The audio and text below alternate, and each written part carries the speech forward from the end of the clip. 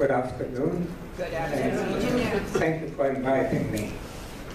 This isn't the first time that I've been in Brentwood. I've been in Brentwood many, many times before because one of my first jobs for many years was right here in Brentwood. I was Vice President of Industrial Engineering for Hill Supermarkets.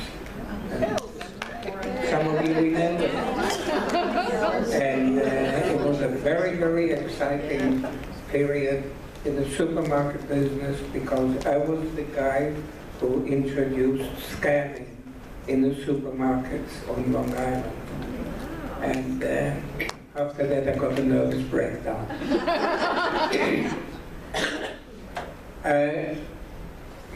I didn't speak about the Holocaust until maybe just about 18 years ago. First time I ever spoke, I retired, and I saw in the local newspaper, I live in Smithtown, that the local high school was giving a course to their students about the Holocaust. So I called up and said, hey, do you need an exhibit? You know, I'm available, I'm just a couple of miles from the school. And they said yes.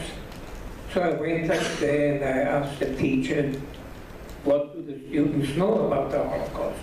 And the teacher told me, oh, they know a lot, and they know this and that and the other. So I gave them about a half-hour presentation and about 10 minutes for question and answers. And it turned out that they asked me a lot of stupid questions. And one thing that I had learned as an engineer was listen to stupid questions.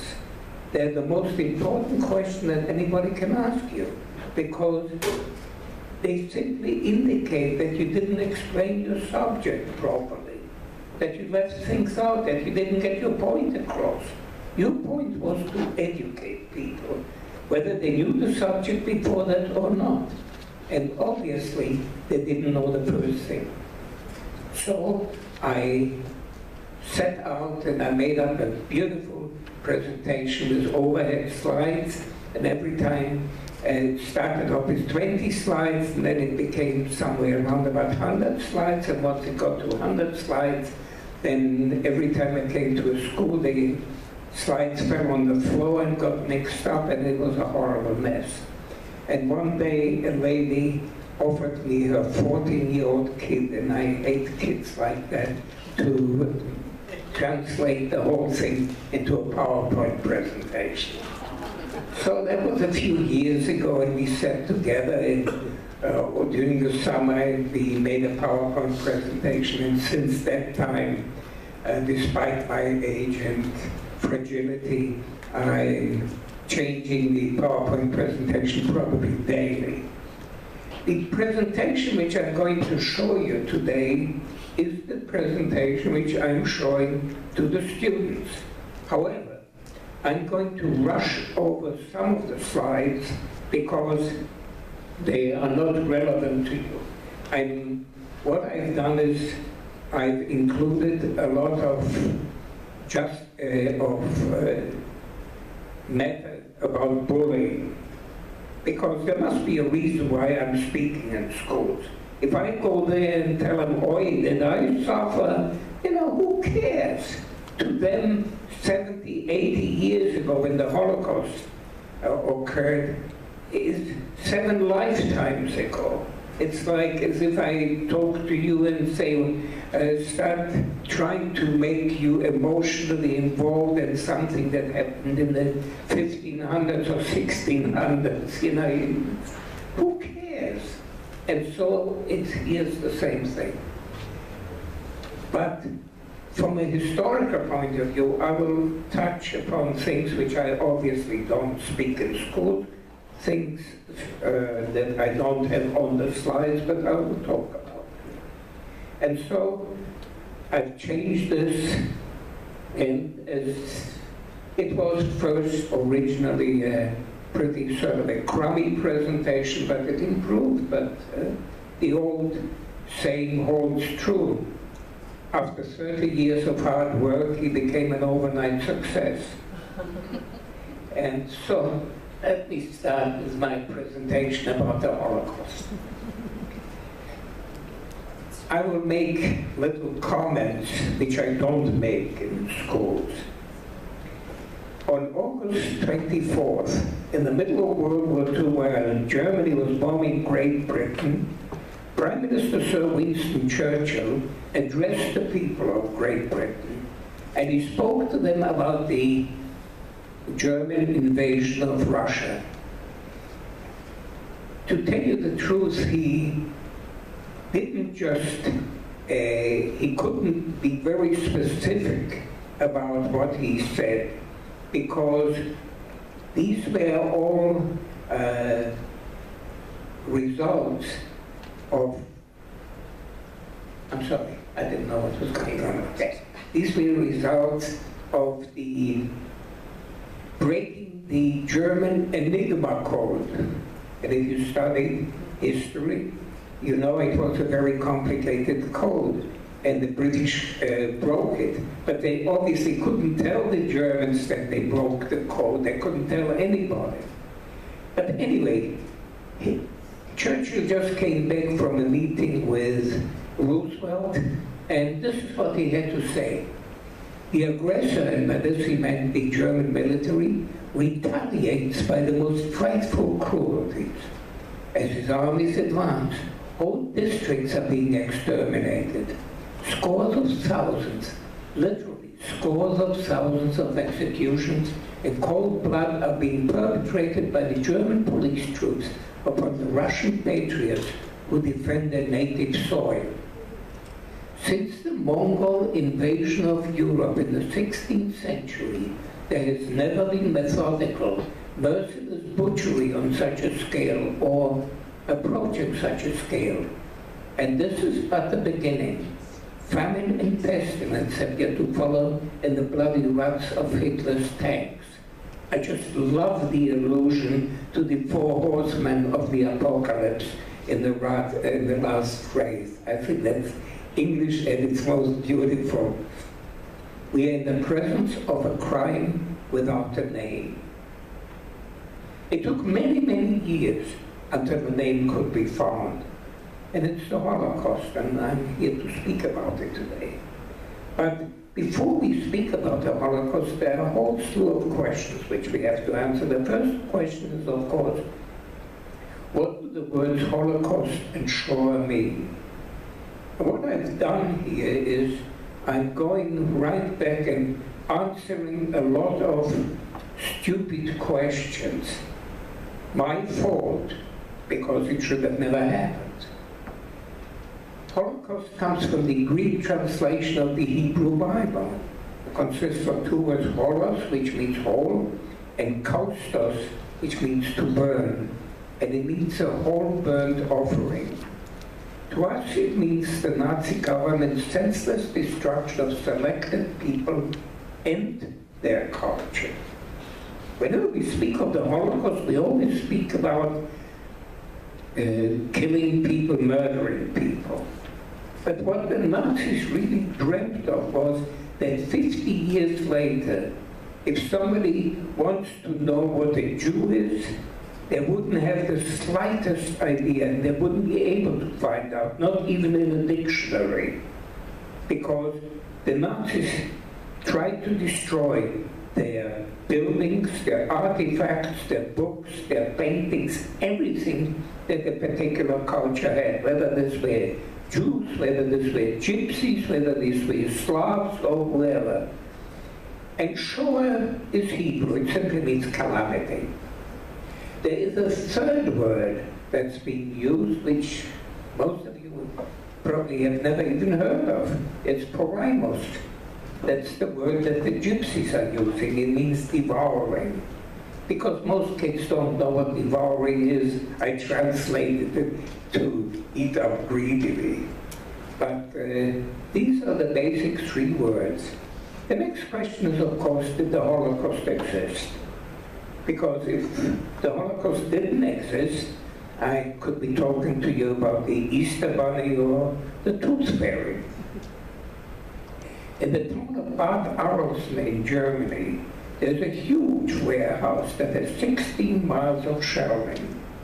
And on these 16 miles of shelving, there are 50 million documents that prove the persecution of 17 million people.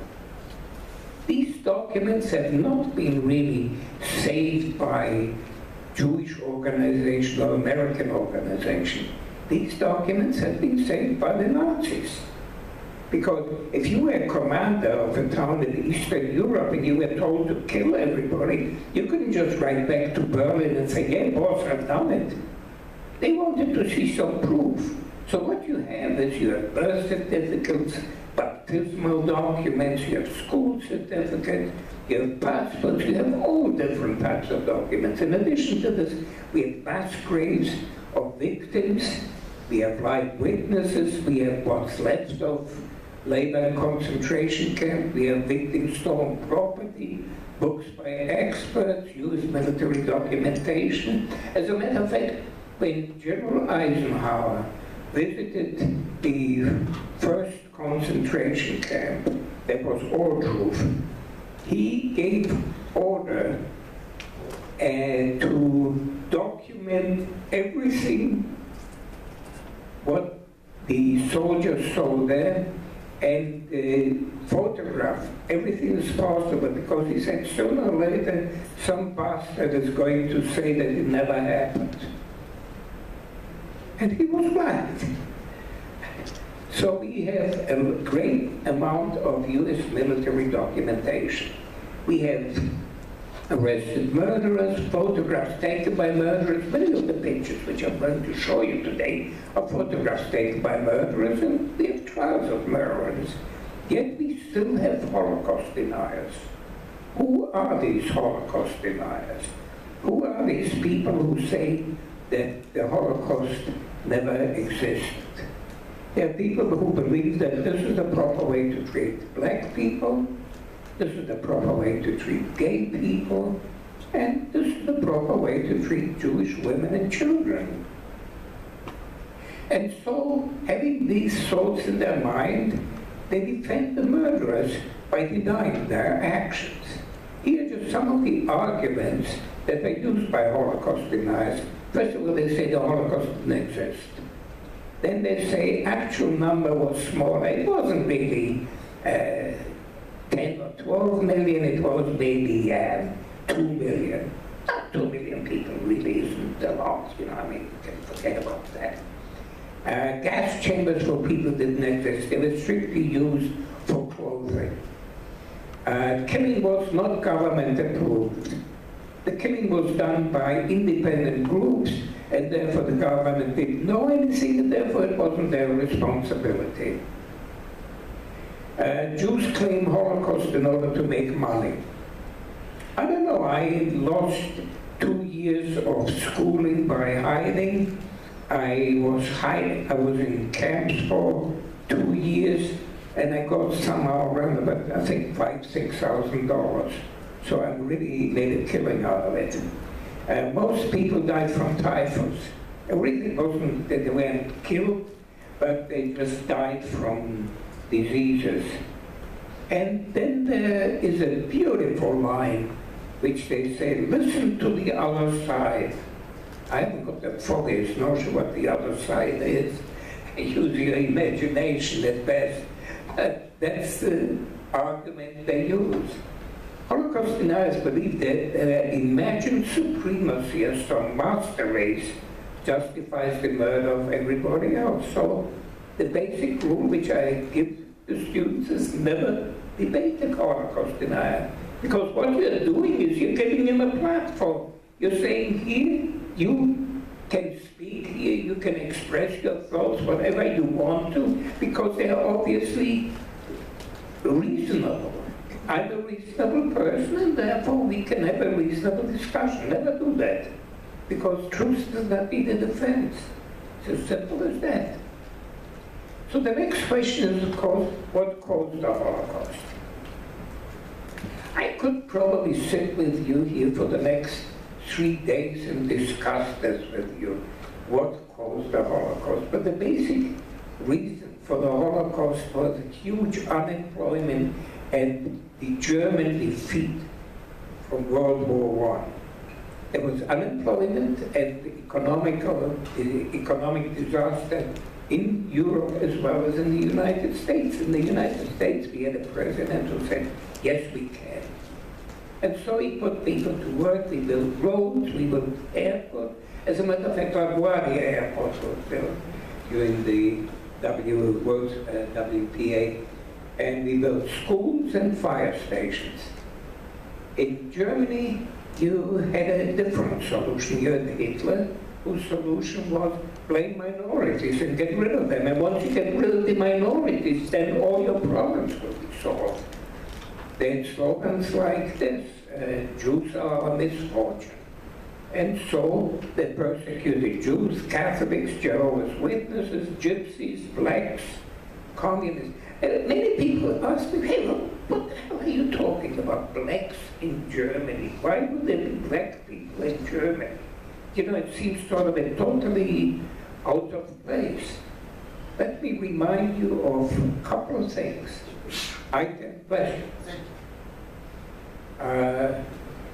Number one, Germany had colonies in Africa. And German soldiers married black women in Africa.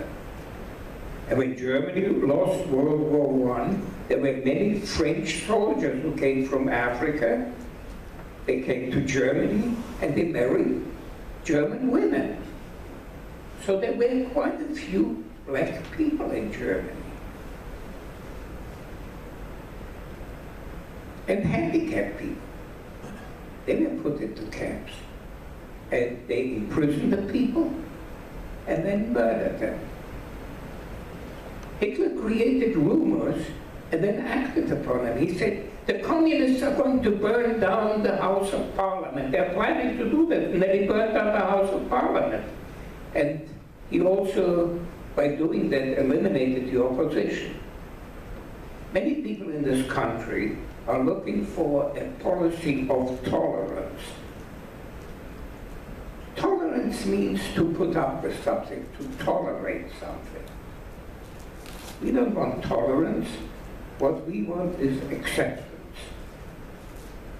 Accept people regardless of the color of their skin, the country of their origin, religion, looks, sex, handicap, action, lack of talent, and sexual orientation. Don't blame our ancestors. Don't blame us for our ancestors. We can't change. And then I tell the students that there isn't one student in the room who would point for sure at any of these boxes and say, this box contains garbage and this box contains gold. Yet many of them would look at their fellow students and say, this student is good and this student is bad. Would you like to be judged for college admission based on your looks? That's the question which I ask the students. It took us 200 years for our schools to look like this, and our Supreme Court to look like this.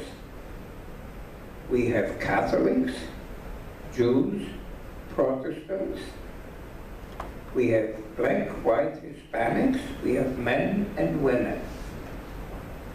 Accept the others. To most people, you too are one of the others.